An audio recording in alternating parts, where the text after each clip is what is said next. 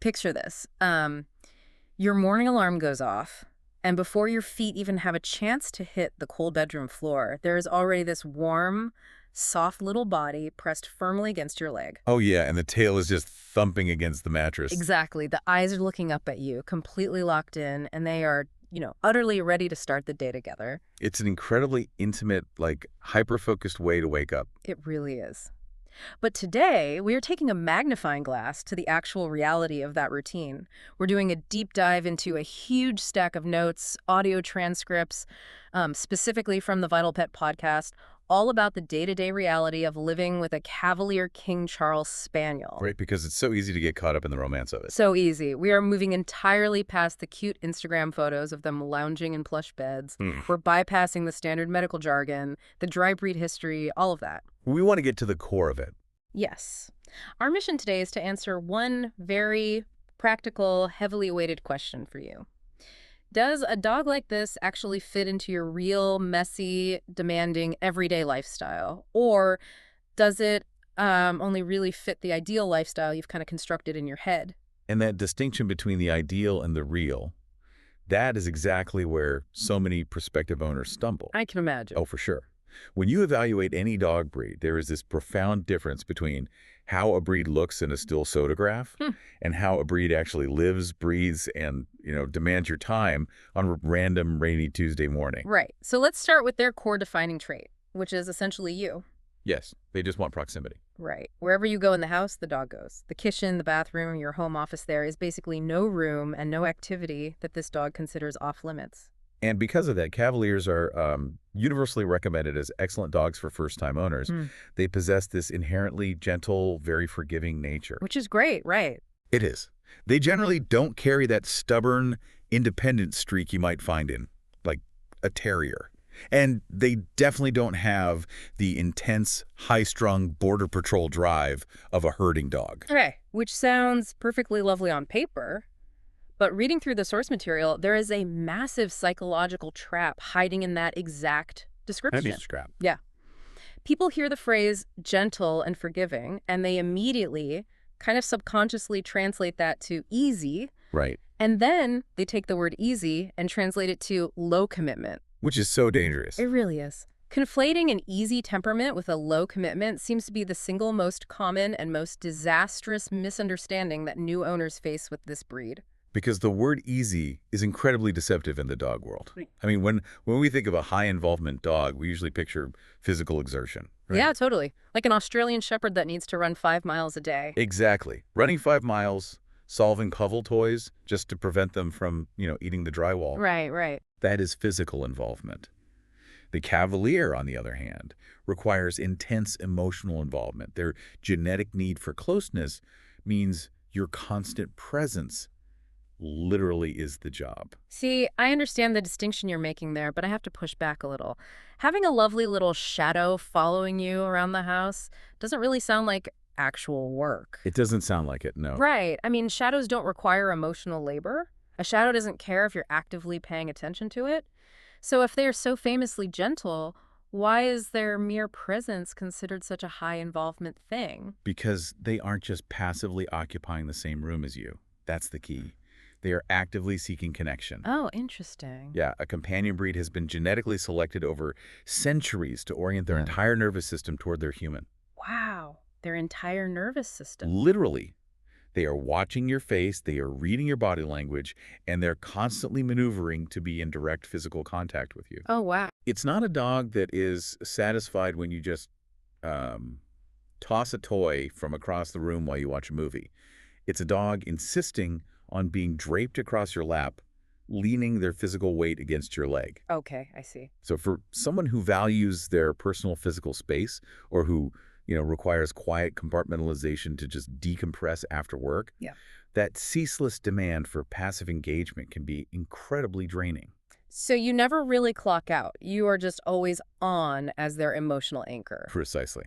You never clock out. And if their entire psychology is built around that physical proximity to you, that immediately creates a massive collision course with modern corporate life. Oh, absolutely. Specifically, the standard 9-to-5 workday. Yeah, it dictates almost everything about your physical environment and your daily schedule.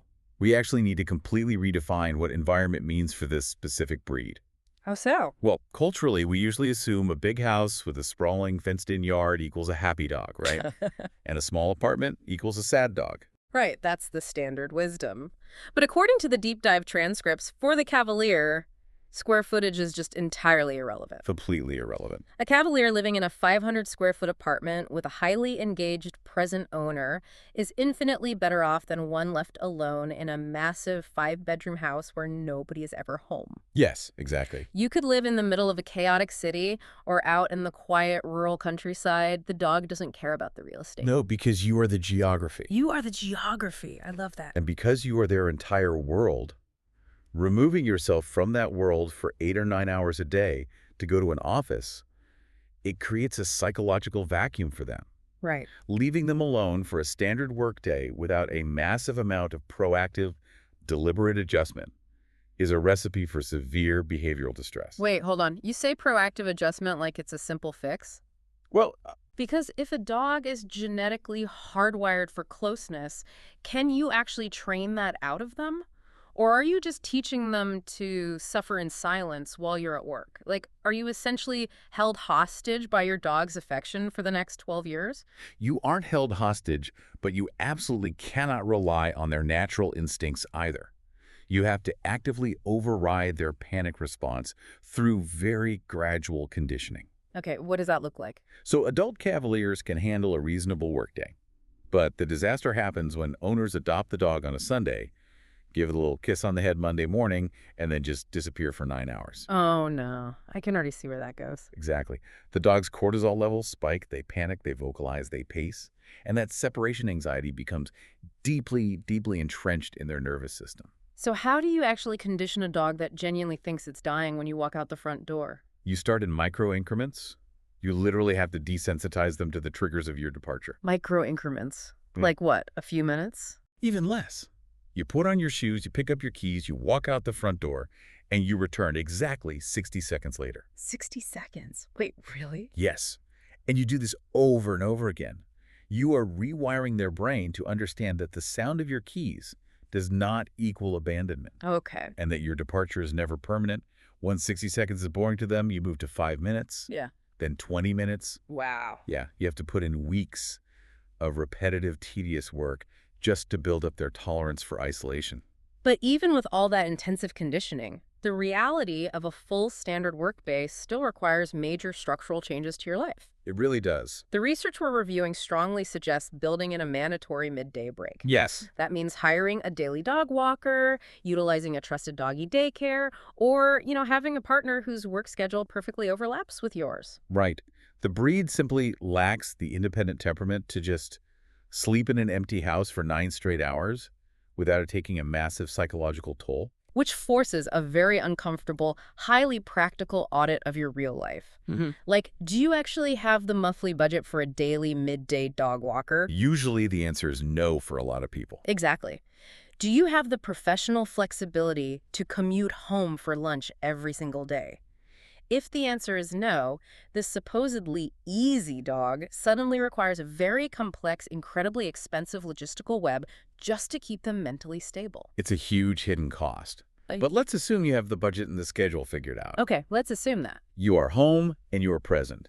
Now we need to transition to the actual daily chores of ownership. Oh, the grooming. Yeah. Because we all see the photos of those beautiful, silky feathered ears and those long, elegant coats. They are gorgeous. They are. And the common assumption is that grooming this dog is just an occasional chore. Like, you drop them at the professional groomer every 6 weeks and you're perfectly fine. But the reality of their coat is entirely different. Their fur tangles with astonishing speed, especially the feathering on the ears, the chest, the armpits, and the back of the legs. Reading through the breakdown of their coat maintenance, honestly, it reminds me entirely of flossing your teeth. Flossing. Oh, I like that comparison. Right, because flossing only takes 2 minutes. It's physically very easy to do, but you have to do it every single day. Yeah, exactly. Plaque builds up invisibly over a 24-hour period. And with this breed's fur, the friction of daily living creates microtangles completely invisibly. That is the exact mechanism at play. Because they have this fine, silk-like spaniel coat, just simply walking around the house or rubbing their long, floppy ears against the living room carpet, Right. or even wearing a standard walking harness. All of that creates friction. Just living creates friction. Yes. And that daily friction causes the fine hairs to subtly weave together at the root. And if you skip flossing for a few days or a week, you don't just have plaque anymore, you have calcified tartar. Right. If you skip brushing the dog for a few days, those invisible microtangles lock together into solid mats. And you aren't just casually brushing hair at that point. No. You are trying to untangle a dense, painful felt pad right against the dog's skin. It's miserable for them. It sounds miserable. It's a completely non-negotiable daily routine to prevent those delicate fibers from just weaving themselves into a cast. It requires a few minutes most days, plus a highly thorough, down-to-the-skin brushing at least twice a week. And this specific daily friction is exactly why new owners are often genuinely surprised, 3 or 4 months into owning the dog. Oh, because the honeymoon phase wears off. Right. They get so heavily distracted by that sweet, forgiving temperament we talked about earlier that they don't fully register the daily physical maintenance. They equate an easygoing personality with a zero-maintenance body. And then they find themselves sitting on the floor every evening, exhausted from work, fighting armpit tangles. Wow. It's a time and presence maintenance. I mean, you don't need to be a master dog groomer with specialized shears to brush an ear. No, not at all. You just need the personal discipline to do it every single Tuesday, even when you have a headache. And that requirement of time and presence applies directly to their exercise and mental stimulation as well, doesn't it? Oh, absolutely. Their physical exercise needs are actually highly manageable, mostly just steady daily walks and some playtime. But the mental stimulation mechanics are fascinating. It really is. It doesn't require elaborate puzzle toys or setting up hour-long agility courses in the backyard. Right. It shows up in very small, remarkably consistent ways. Yeah, because they are a companion breed, their brain is primarily engaged by interacting directly with you. There's that proximity thing again. Exactly. So a 5-minute training refresher on basic commands right before dinner that forces them to focus, make eye contact, and problem solve. And the source material mentions hiding treats, right? Yes. Hiding a high-value treat in the living room and letting them use their spaniel nose to sniff it out. It taps right into their original genetic flushing instincts. So you are basically giving them a job, but it's a micro job. A micro job, I love that. You're giving their brain a tiny, highly achievable task. Precisely. It's the consistency of the engagement, not the intensity, that keeps their brain balanced. You're giving them these tiny outlets for their intelligence and their need to please you. Because if you don't... that energy just curdles into anxiety or destructive chewing. Right. But, I mean, life is never just you and the dog in a perfectly controlled treat-hiding bubble. No, never. Real human life is chaotic, it's unpredictable, and it's constantly expanding. So what happens when you introduce kids or other pets, or travel into the mix of a highly attached, routine-loving Velcro dog? Well, this is actually where their temperament truly shines, provided you understand their physical limitations, of course. Okay. There is a profound reason they are incredibly popular with families. They have this inherently warm, tolerant patience with children. Which is great. But the danger in a household with young kids usually goes the other way, doesn't it? Yes, it does. Meaning the danger isn't the dog snapping at the kid. The danger is the kid accidentally breaking the dog. Sadly, yes. They are structurally small, somewhat fragile dogs. So a well-meaning, overly enthusiastic toddler who trips and falls on the dog or tries to pick them up awkwardly around the ribs. Oh, yikes. Yeah, they can easily cause a spinal injury or a broken leg. So day-to-day life with toddlers still requires constant, vigilant supervision. So we are right back to constant presence again. Always. It's not to protect the child from an unpredictable dog. It's to protect a physically fragile dog from a clumsy child. That makes total sense. What about other pets? If they are genetically designed to obsess over their human, do they view a new puppy or a household cat as a threat to their resources? Like, do they get intensely jealous? Generally, no. They really lack the intense territorial drive of a guard breed or the high prey drive seen in terriers or hounds. Oh, that's a relief. Yeah, their sociable nature extends to other animals quite seamlessly, even with cats. Really? Cats? Yeah. Once you establish a proper gradual introduction to ensure the cat isn't terrified, they comfortably coexist. You just implement basic architectural boundaries in the house. Like what? Elevating the cat's food? Exactly. Elevating food, giving the cat vertical escape routes. The Cavalier generally just accepts the cat as another warm body to sleep near. That paints a very peaceful picture of the living room. It does. But modern life involves leaving the living room. Travel is a huge consideration for anyone. If they view the human as their geography, like you said earlier, are they good travel companions? They're phenomenal travel companions. Oh, yeah. Oh, yeah. Whether it's a long car ride, navigating a busy hotel lobby, or visiting chaotic family members for the holidays, they thrive. Simply because their entire goal is to be wherever you are. That makes sense. As long as you actively desensitize them to the sights, sounds, and motion of travel when they are young, they are absolutely thrilled to be the co-pilot. But there has to be a glaring limitation here. What happens when you have to fly across the country for a work conference or, go to a wedding where dogs absolutely aren't allowed? That is where it gets tough. Leaving them behind requires an advanced level of logistical planning. Because of the separation anxiety? Right, because separation is fundamentally unnatural to them, as we established.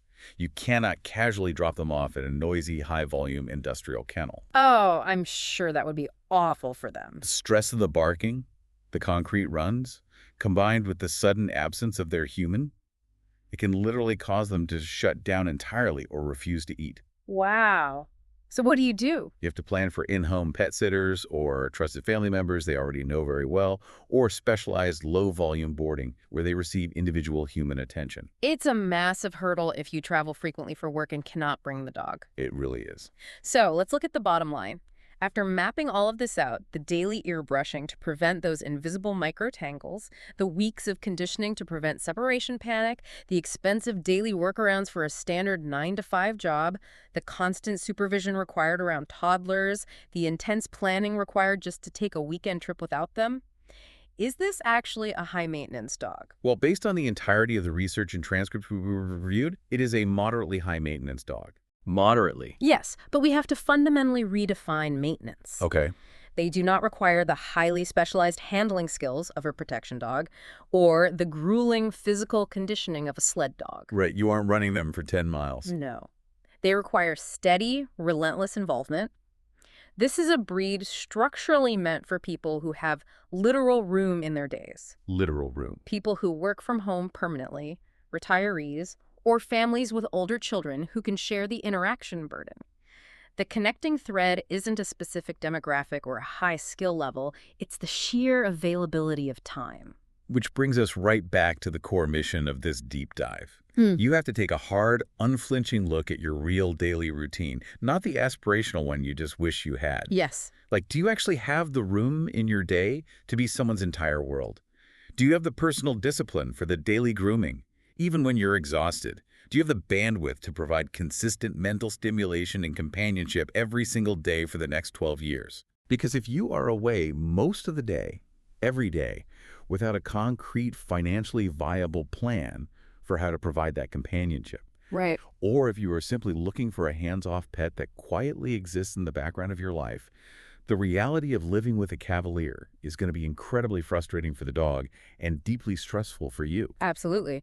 Now, practically speaking, if you do have the lifestyle to support this, managing that level of steady involvement takes serious organization. Oh, definitely. The material notes that utilizing tools like the VitalPet app can help owners keep track of vet records, daily grooming habits, and preventative care schedules, all in one centralized place. Which is so helpful. Managing a daily routine is significantly easier when you aren't trying to keep every brushing schedule, every vaccination date, and every behavioral conditioning milestone entirely in your head. For sure. Though it is vital to remember that any app is strictly an organizational tool. It never replaces individualized medical advice from your actual veterinarian. Right. You always consult the professionals in your own life for your specific dog. Absolutely. But as we wrap up this deep dive into the daily reality of the Cavalier King Charles Spaniel, there is a lingering thought from these transcripts that I just can't shake. And I want to leave you, the listener, to mull this over today. I think I know where you're going with this. It centers entirely on that concept of a dog built for closeness, doesn't it? It does. Yeah. We've talked extensively today about the hours of conditioning required to teach these dogs how to be alone. We call it treating separation anxiety. Right. But think about the mechanics of what we've actually done to this animal. If a dog breed's entire existence, their genetics, and their nervous system have been purposefully engineered by humans over centuries for the single, solitary purpose of being a constant lap-warming companion to us. Yeah. Is their intense panic when we abandon them for a workday actually a behavioral problem that needs fixing? Or is it simply the breed operating exactly the way we designed it to? Wow. Yeah, we engineer them to physically and emotionally need us, and then we diagnose them with a disorder when they do exactly what we asked of them. Exactly. So Yeah. tomorrow morning, when that alarm goes off and you imagine that warm little body leaning against your leg, Hmm. just remember that being someone's entire world is a two-way street. It really is. Until next time, thanks for joining us on this deep dive.